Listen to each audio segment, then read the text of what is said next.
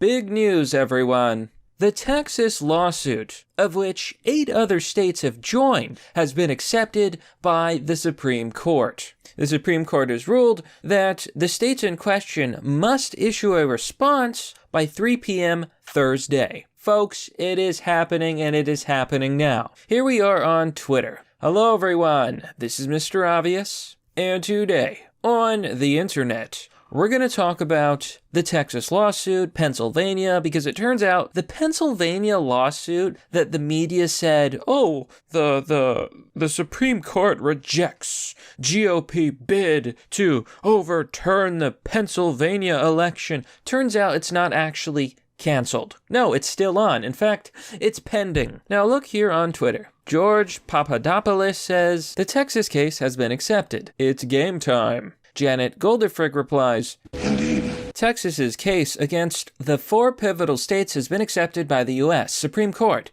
and 8 states have joined in the Texas suit: Alabama, Arkansas, Florida, Kentucky, Mississippi, South Carolina, South Dakota, and Louisiana. Texas is now not alone in their complaint about an unconstitutional election. For those of you who are getting up to speed, basically, this is the assertion.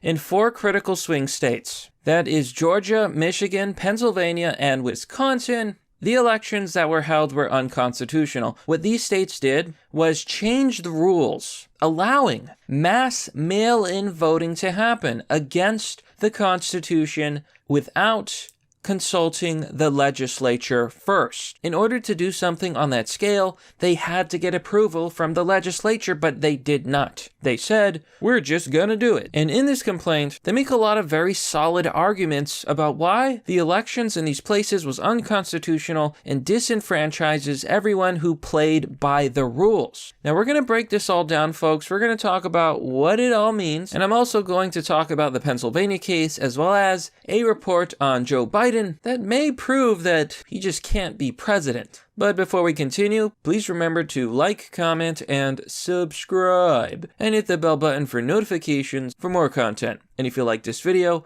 please consider giving it a share. And now a quick word from our sponsor. Introducing Voivod. Are you interested in learning the surprisingly true story of Vlad the Impaler, a true account of the forgotten hero?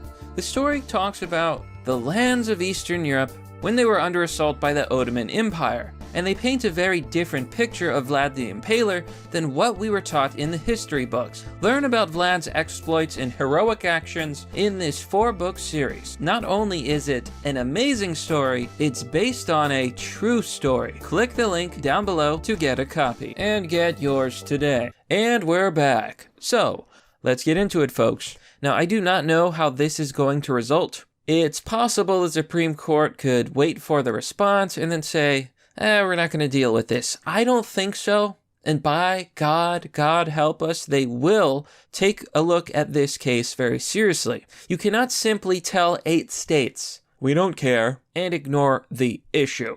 This is huge, folks. This, my friends, is the moment of reckoning. We're in the end game now. People are already posting memes. Here you can see Amy Comey Barrett with glowing eyes. Reminds me a lot of those Clarence Thomas memes, where he's got glowing eyes and he's like, I've been waiting 30 years for this, Joe. You see, there's a lot of people, conservatives on the Supreme Court, who have a very bad history with the Democrats. Amy Comey Barrett, for example, she was berated and mocked. They literally called her racist because she adopted 2 African children. The Democrats are insane. Since you became a legal adult, have you ever made unwanted requests for sexual favors or committed any verbal or physical harassment or assault of a sexual nature? No, Senator Hirono. Have you ever faced discipline or entered into a settlement related to this kind of conduct? No, Senator. Clarence Thomas is quoted as saying the following about the Democrats when he became a SCOTUS member. They treated me worse than the Triple K. Yes, he literally said the Democrats were worse than the men in hoods. Yeah. Needless to say, many people suspect that the Supreme Court has a bone to pick with not only Joe Biden, but the Democratic Party. Now, I can only hope that there will be justice and that we will fix this. You cannot simply allow these states to cheat. That's what it is. It's called cheating. When you change the rules at the last minute to favor you, it's cheating. When you do this massive mail-in voting, unprecedented in history, when you harvest ballots, when there's evidence of fraud, that is cheating, and it cannot stand. Now, the left is already in cope mode, saying, it's just been docketed. It's not a big deal. SCOTUS is not going to do nothing. Just roll over and submit. Sorry. We will not submit. Now, I don't know what's going to happen. It's possible that nothing happens. But I really think that for the sake of this country, something must happen. Now, that brings us to another story. In Pennsylvania, we heard that a lawsuit was rejected by the Supreme Court, and it was over. Boom. Trumpets, BTFO, Trump supporters blown to bits. But it wasn't true. Here with Jenna Ellis. She says important point reporters are missing in the Pennsylvania suit. The Supreme Court only denied emergency injunctive relief. In the order, it did not deny cert. At Mike Kelly, Pennsylvania suit is still pending before the U.S. Supreme Court. So, the media said, and I'm going to show you, here on NPR, an official news media organization says, the Supreme Court rejects GOP bid to reverse the election results. Now, this is what I believed because that's what they said. They said that they blocked this lawsuit, and that all these Democrats and these left-wing activists on woke Twitter were making fun of everybody as they do, smug and snarky. Look at that, Trump loses again. Turns out this was a total lie. It turns out the lawsuit was asking for emergency relief. They did not grant that relief, but the case is still pending before the Supreme Court, meaning it has not been rejected and it is not canceled. It is on. The game is on. Now, Denise puts it very simply, and it's very understandable. She says, the Supreme Court did not decline to hear the Pennsylvania case. They denied the request for a court order overturning the PA election before hearing the case. Big difference. Now, this is important, a very important distinction. They could still hear this case. And it's even trending on Twitter. Supreme Court denies request to stop certification of Pennsylvania vote. Yeah, but not the lawsuit, which has to deal with the certification of the vote. You see, that's the problem with the woke left. They can't actually view the world in a realistic way, so they have to have their misinformative headline. And you can already see the left-wingers and their cope. PE says, this is a pathetic spin. A preliminary injunction would have been approved if Kelly, among other things, could have shown he would have been likely to succeed on the merits. Not a single justice thought he met that standard. This is wrong. For several reasons. First of all, that's just your opinion. Second of all, there have been cases where the lower court judge said, this will be accepted on the merits, and then it got rejected anyway, because the system is corrupt. Isn't it amazing that for 4 years, Democrats said that there was Russian collusion, the election is insecure, it's rigged, it doesn't work, we need to investigate. And then now, when Republicans are trying to investigate with actual evidence of fraud, actual legal cases saying these elections and the way they were held were unconstitutional. They freak out. They say, rules for thee, but not for me. Yeah. Now, I gotta show you this following article because it really just puts a cherry on top. Bloomberg, Texas Attorney General, asks the Supreme Court for a coup. This is in response to the Texas lawsuit. They call it a coup, they say. They're trying to coup the United States. No, they are not. The coup, as half of America will probably tell you, was the Democrats cheating to steal an election. That's essentially the claim.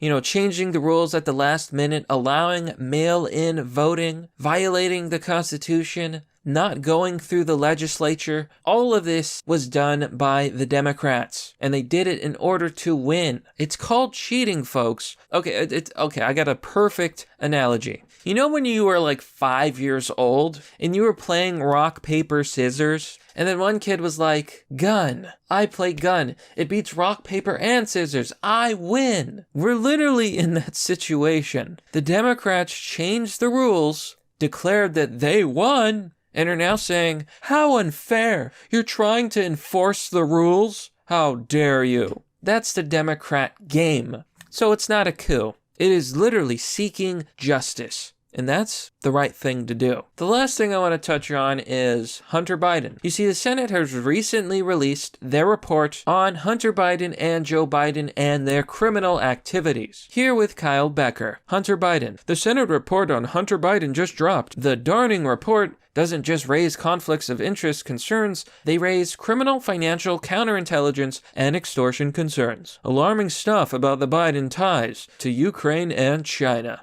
He posted the following screenshot, and he's highlighted the following text. Biden and Archer found willing partners in Chinese nationals connected to the communist regime. The records acquired by the committees show consistent, significant, and extensive financial connections among and between Hunter Biden, James Biden, Sarah Biden, Dion Archer, Chinese nationals connected to the communist regime, as well as and PLA, as well as other foreign nationals with questionable backgrounds. These connections and the vast amount of money transferred between them don't just raise conflicts of interest concerns, they raise criminal, financial, counterintelligence, and extortion concerns. These are very serious allegations, folks.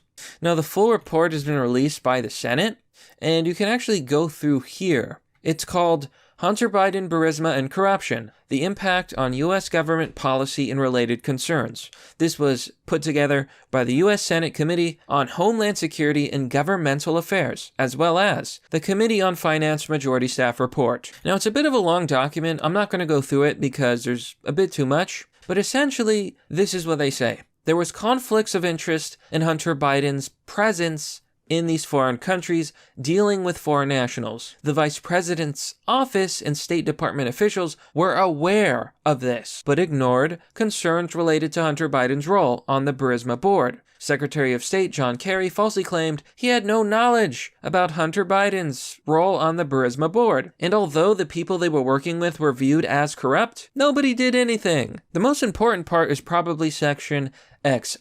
Hunter Biden, and I believe that's 11, right? Hunter Biden and his family's financial transactions with Ukrainian, Russian, Kazakh, and Chinese nationals raised criminal concerns and extortion threats. Extremely serious allegations, folks, and they all implicate Joe Biden. Now, I've said this before, but I truly believe that Joe Biden, if he does become president, if they do inaugurate him, I wouldn't be surprised if the Republicans are able to hold the Senate that he may be impeached. And unlike Trump, he'll deserve it. But that, my friends, is merely the obvious. Well, that's all for now, folks. What do you think about this story? Let me know by commenting down below in the description. If you want to support my channel, you can join me on Patreon or Subscribestar. I am funded by viewers like you. But the best thing you can do to help my channel is simply to share this video. Now more than ever, people are being shadow banned, suppressed, censored. Please support your favorite content creators by sharing this content and more content like it. Anyhow, thanks for watching. This has been Mr. Obvious, and I'll see you all next time.